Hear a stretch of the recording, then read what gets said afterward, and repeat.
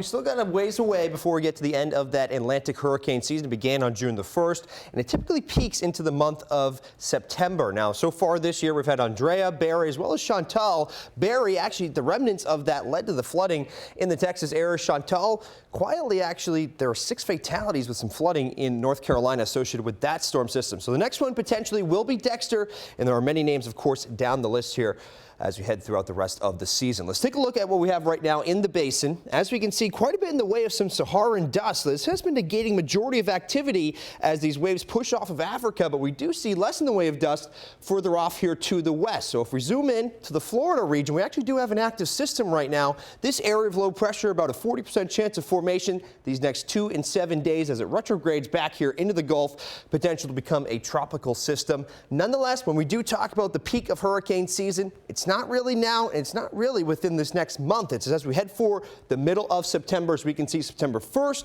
through October 1st, most activity here likely in New England. So of course, we're keeping an eye on this. Stick with Storm Team 10 as we continue through the hurricane season.